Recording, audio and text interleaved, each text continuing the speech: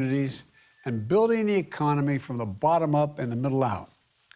Last year, I signed an executive order setting the goal of having 50% of all new cars and trucks sold by 2030 to be electric vehicles.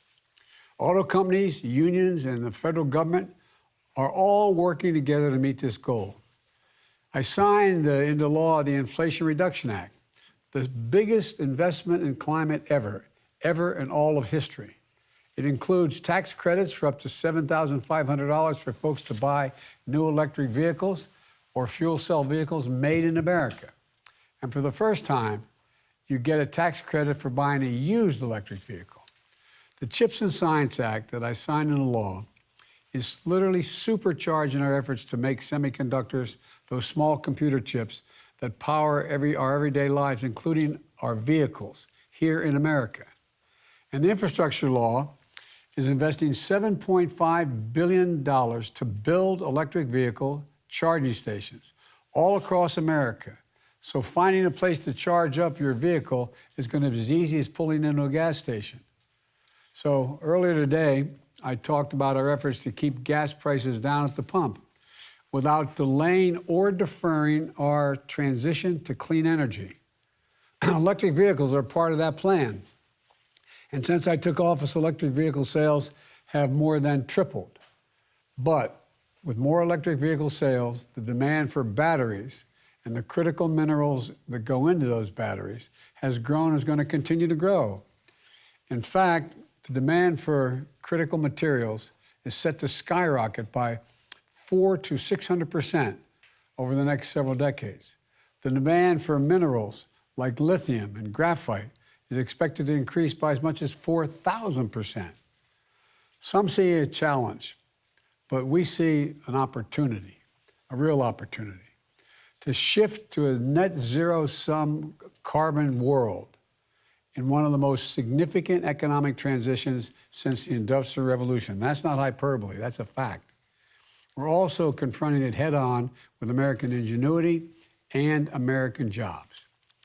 That's why my infrastructure law invested over $7 billion in battery supply chains that are going to bolster U.S. capacity for processing, manufacturing, and recycling critical minerals like lithium, nickel, and graphite. And that's why today I'm proud to announce $2.8 billion in awards to 20 companies represented on this screen across 12 states funded by the infrastructure law to build electric vehicles in a battery future here in America.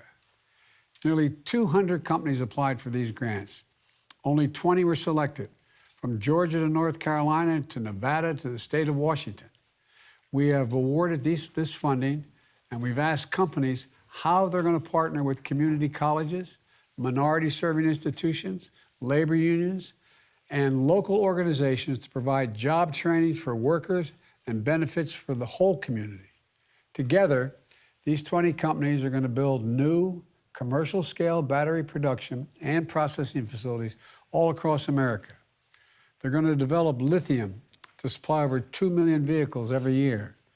And that $2.8 billion investment is going to unlock billions of dollars in private investment from these companies. That means the projects are going to generate $9 billion total for American manufacturing and the battery supply chain across America. That's going to create thousands of good-paying jobs, many of them union jobs that require college degrees, that don't require, I should say, college degrees. You know, on top of the $9 billion, since I became president, other companies, including GM, Ford, Honda, Siemens, have announced over $100 billion in new investments to produce electric vehicles, batteries, and charging stations here in America, creating thousands more jobs. Today, I'm announcing the launch of the American Battery Materials Initiative.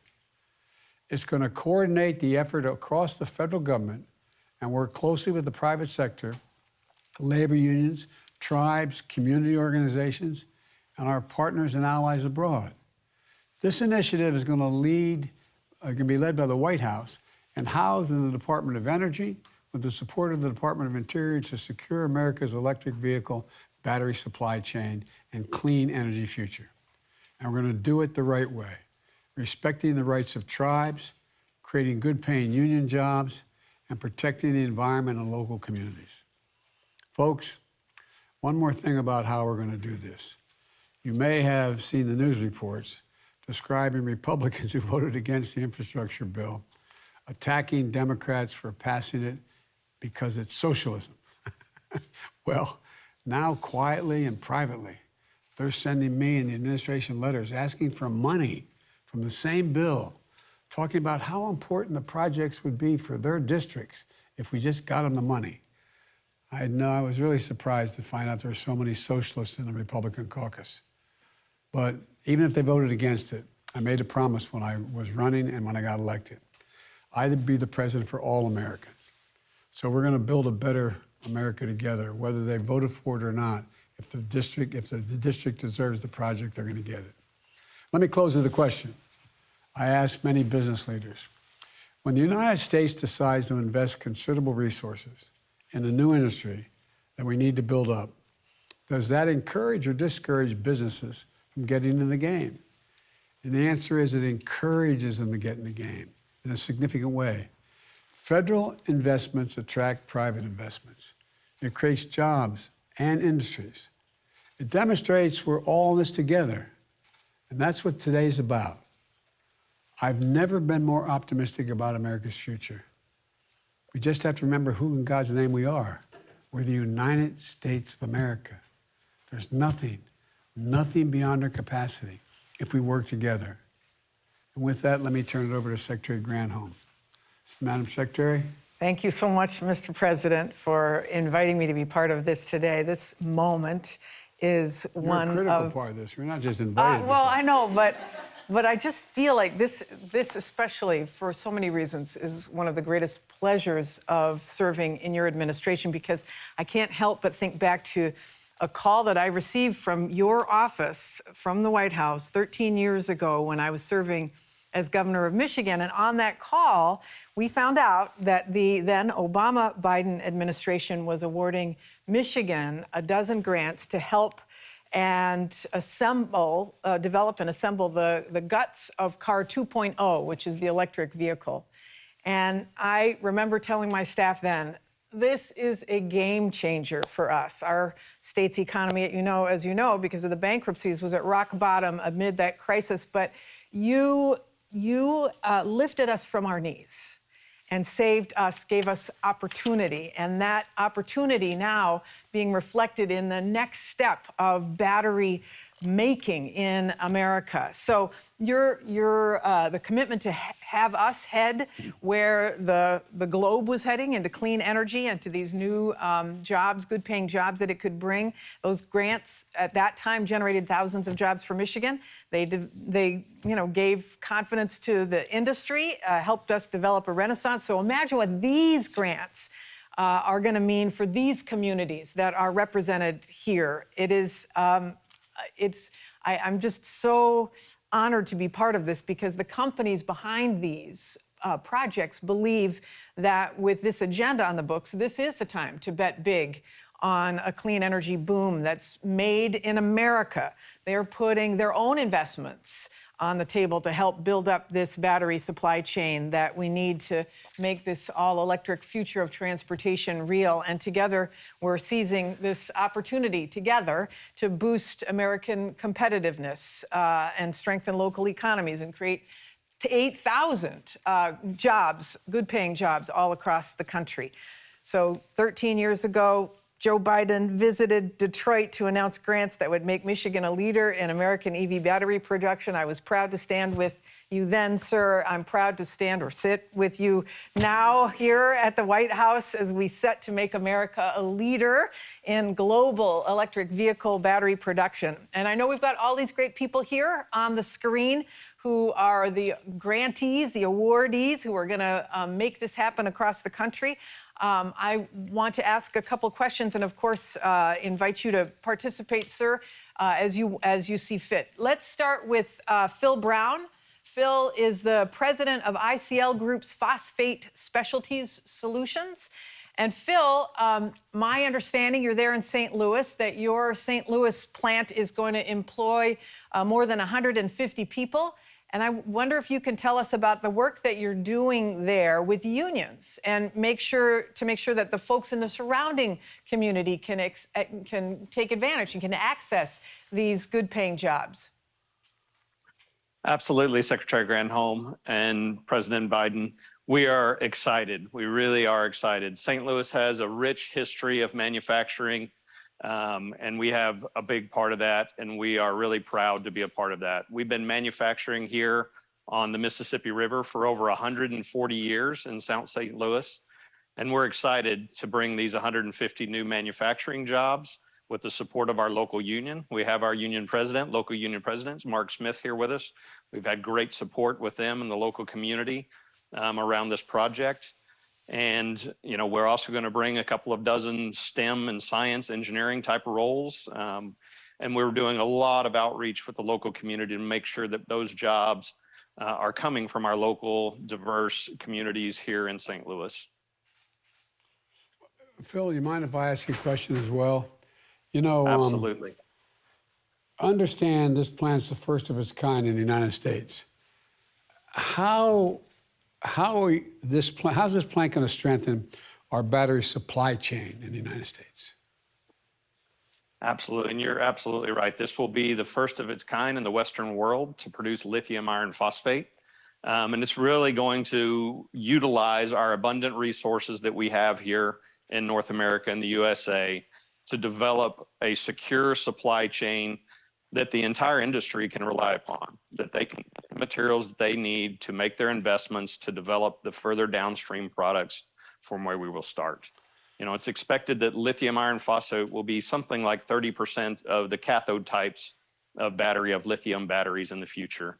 And that's huge. And it's important that we show the support from ICL's perspective. You've shown the support from the US government side to support those clean energy initiatives. And last, I would say the technology to produce lithium iron phosphate was invented here in the US, and it's time to bring the manufacturing of it back to the US as well. I have one more question, if I may. One of the things that has excited me about what we're doing here and beyond is that a lot of these jobs are going to be good-paying jobs that do not require a four-year degree. Are you reaching out to the community colleges? You're reaching out to the community writ large to let them know that they could qualify for some of these jobs? Absolutely. We have a number of different ways that we work locally with civic organizations, student-based organizations, community colleges, our local unions, to make sure that we're recruiting, training, and enabling those people for these jobs. We work with organizations like Construct Reach that reaches out to high school students coming out of school to make sure they're aware of manufacturing jobs and construction jobs, that they know what the opportunities are. Our partners in this project as well, people like McCarthy, we have aligned goals around those things. They're great supporters of pre-trade union programs, apprenticeship programs, and we'll be working together with civic organizations like Greater St. Louis, who was part of the Build Back Better plan and putting forward a plan for St. Louis as part of that, and making sure that we're reaching out to our local communities and making sure that we represent the diversity of St. Louis in these projects. Well, that's great to hear, Phil. Thank you very much. All right, that's so awesome. Thanks, Phil. Let's now go to Kimberly Medford, who is the president of NTEC. Kim, I know that your company has plants all across the world and you produce battery separators, lots of places to invest across the globe. Tell me, why is NTEC choosing to scale up operations in the United States? Oh, you're muted. You're still muted, you. Kim. Wait, Kim. Wait, can you hear? Can you hear us? Because you're muted. You're muted. Sorry about that. There we go. It's okay. That is my failure to follow instruction, even though your team was amazing, Mr. President, in helping us to know what to do. Thank you both so much for having us here today. you're right. You could do this in lots of places in the world. And I just really want to start by thanking our local delegation for how supportive they've been in Oregon. Senators Wyden and Merkley and Congressman DeFazio and Schrader and the whole Oregon delegation have been just amazing teammates in the overall effort to really spur the U.S. to a leading role in the global adoption of clean advanced battery technologies. You know, we've all experienced supply chain disappointment in the last couple of years driven by foreign imports. Investments in trusted U.S. supply just simply mitigates these risks. We want to be part of creating more American jobs, producing the most advanced technologies for batteries in the world to the cleanest environmental standards right here in the United States. We need to build our supply chain that our customers and the American consumer can really trust. We experienced great growth since we started building separators for lithium batteries back in 2001 in Oregon, and our early success was in China. So we primarily exported until about 2013, when there was a massive decline in our sales because China, through state-sponsored competition and high tariffs, made it really, really difficult, if not impossible, to compete. But we continued to innovate. We did that in the United States. And we just remained confident that the US domestic lithium battery market and the EV market would develop here. And here we are. So the strong support from you, from your administration, is exactly what we've been hoping and planning for. And now we get the fighting chance to compete globally right here from the United States with American operations. We fully expect the US battery and EV markets to grow rapidly. We know speed and scale are important, and we're vertically integrated to make the most of our own production equipment and are ready with our investments in both Oregon and Nevada to produce that equipment and scale rapidly. So commitment to supply chain, the growth, the longevity that we all need for this EV market that's finally here. We're super excited about it and incredibly confident that it's the right thing to do to make our product with US labor to US environmental standards and without risk that we all stand to face with imports that could stop at any time. May I ask, I have two questions. Well, actually, one comment and two questions. I think I should acknowledge, which I have in the past, one of the really significant changes that took place was in the first year, I had the CEOs of all the major American automobile manufacturers out on the lawn of the White House. And that's when Mary Barra, president of General Motors, said, after having a very different view, that she was going to go all electric and she's going to move in that direction. And so I think she deserves, because then every other company lined up.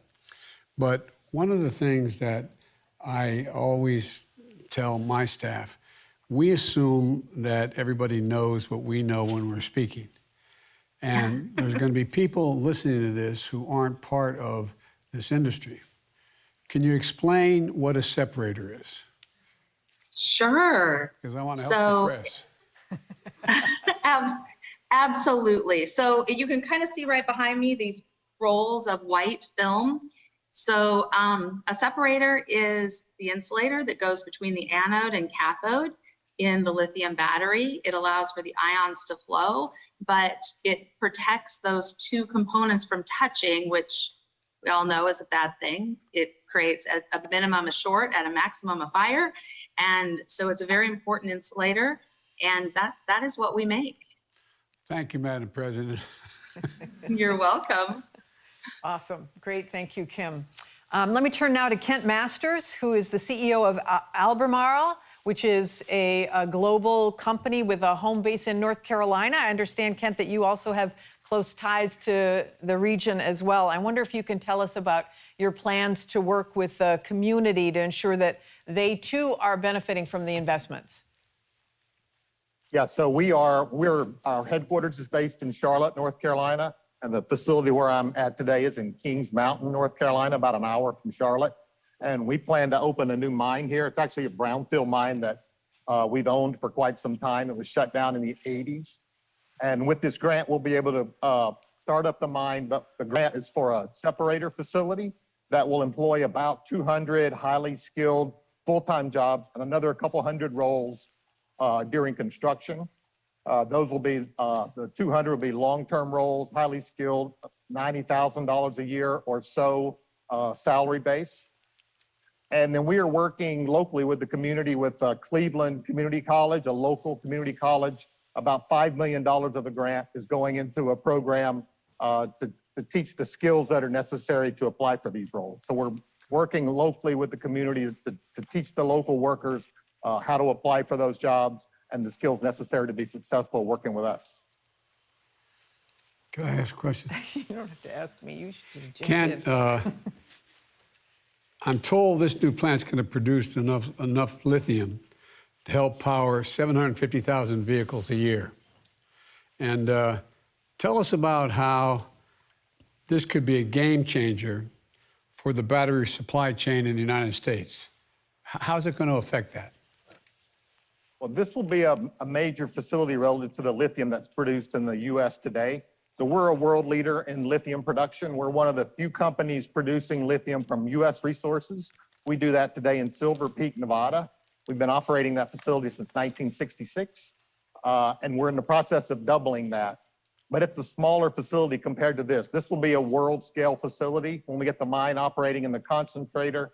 And then we're also actively looking for a location in the U.S. to build a conversion facility. So after we recover from the mine, we concentrate it, then we go through a conversion facility that makes the high-quality lithium salts that are necessary for the EV battery industry. So it is from the resource in the ground, converted in the U.S., processed to the high-quality materials that ultimately will go into a battery manufactured in the U.S. So it is that full supply chain.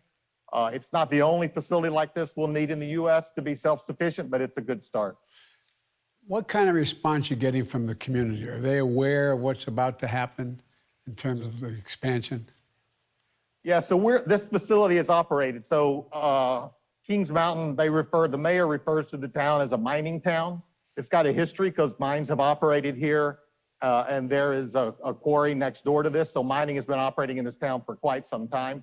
We've engaged with the community. So we mine in other parts of the world, and part of our DNA in the organization is to engage with the local community and bring them along with the project. So we're in the process of opening a storefront in Kings Mountain, the downtown area, where we'll hold town halls. We've had a couple of town halls, but not in that facility yet. We'll talk to the community. We tell them what's happening. We get their input. We adjust to that, and we bring them along in the process. So that's a little bit unique, but it comes from the mining industry, and we're bringing what we've learned around the world to the U.S. From a mining standpoint. Well, the reason I asked the question, I knew that, and I wanted to make sure people knew that you were reaching out, that it matters. Inform the community what you're doing and what's there and why it's going to be safe and so on. So thank you for doing that. All right, thank you. Thanks for the question. All right, thanks, Kent. And then last, I think we have time for one more, last but not least, we have CEO of American Battery Technology Company. That's Ryan Meltzert over there on the screen. Ryan, thanks for being here. Thanks for being patient. I know your company's working on a new technology to produce battery-grade lithium hydroxide. To the president's point earlier, you know, most people probably don't know what that means, but maybe you can describe for us what that means and what the technology could unlock for electric vehicle battery production in the U.S. Yes, of course. Thank you for having us. The way that lithium is made today globally really comes from one of two different pathways. So lithium is held in hard rock ores, which are mostly located in West Australia. And they're also located in brines and aqueous solutions, mostly in South America. And those are very proven and conventional legacy type processes of how lithium is made and manufactured today. Like was just mentioned, unfortunately, the US is almost a non-player in the lithium game. Less than 1% of all lithium products made globally are made within the US. And part of that is because we don't have large amounts of those conventional types of resources. So instead of trying to follow the footprint of what other companies are doing, we looked at different types of lithium deposits. So within Central Nevada, there is a type of deposit that contains very large amounts of lithium that's called a sedimentary claystone deposit. But to date, nobody has ever been able to extract lithium from it in an economically competitive fashion. So over the past few years, we've been working to develop a ground-up new type of process that can make this type of battery-grade lithium hydroxide from this new type of abundant domestic US resource. About 2 years ago, we won a different Department of Energy grant at the R&D level to really prove out this technology. And now through this next set of funds, we're building our first commercial scale lithium refinery in Central Nevada that will really expand the types of resource base the US has access to and will help get the US back in the game of providing domestic battery materials. Let me ask you a question. Tell us about why you're confident in the outlook for the U.S. battery market. Why are you confident? Because we're investing a lot in you, but you're also investing in a hell of a lot. We definitely are, and we appreciate your investment and your confidence in us. I would say that over the past 5 to 10 years, there have been large amounts of multi-billion-dollar electric vehicle factories made in the US, large amounts of multi-billion-dollar electric battery facilities formed in the US. But if you go one step upstream of that, almost 100% of the materials that those facilities source come from outside the US. So those vehicle and cell factories, if there are natural supply chain disruptions, if there are political disruptions, all those multi-billion-dollar factories become starved of feed and really cannot produce anything that they're trying to make. So it makes the US and the US industry very vulnerable to be that reliant on outside materials. So the built-in demand is already there in the US. We have great relationships with the cell manufacturers and the vehicle manufacturers who are really hungry to buy these materials from US-based resources. And up until now, it really has been a need for much greater innovation, to put the effort in, to really go for the first of kind system development and the willingness to take risk, to bring a new type of resource to market. And I think that's always been one of America's strengths, to really take that risk and build these first of kind systems. And again, like I said, we're happy that you and the country are taking this risk with us. Well, we're happy you're doing it and happy for your innovation. Thank you. Yeah, so great. Thank you so much, Ryan, and Kimberly Medford from NTech Manufacturing, and Phil Brown from ICL Group, and Ken Masters from Albemarle, and Brian Goldner and Henry Van Ruyen from Talon Nickel.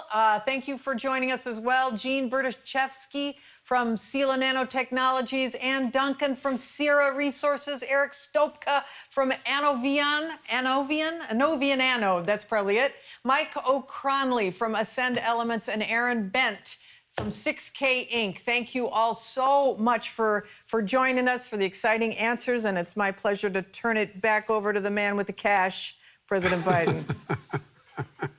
Well, I tell you what, I got to congratulate the award winners, and thank you for the work you're doing. I wasn't joking when I said the changes that are about to take place, are taking place now in the next 10 years, are going to have more impact on the world and our country than all the changes in the last 30, 40, 50 years. I really mean it.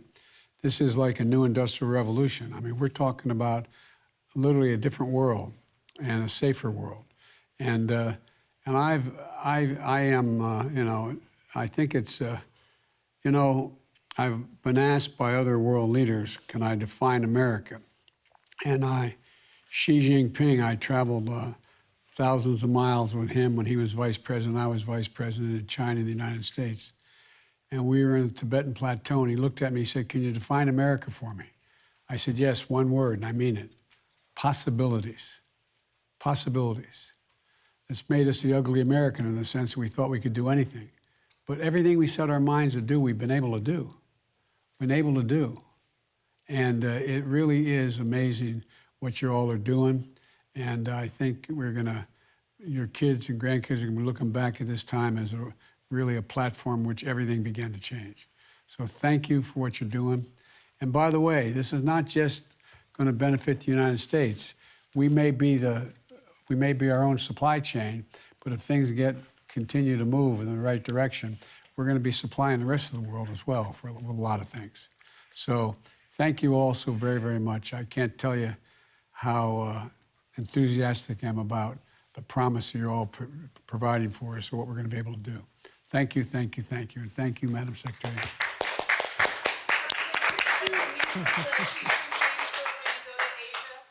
Mr. President, can you help us out just really quick? What is your top domestic priority? Is it inflation or is it abortion?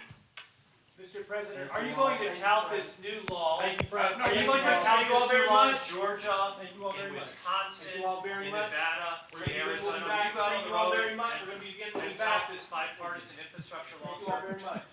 Just hoping to clarify for midterm voters, top domestic issue, all very much, inflation or abortion? All important. Unlike you, there's no one thing. It crosses the board. Domestic, ask me about foreign policy too. There's multiple issues, and they're all important. And so, and we ought to be able to walk and chew gum at the same time. You know that old expression. Thank you. Thank you. How's your president receive today's announcement with these?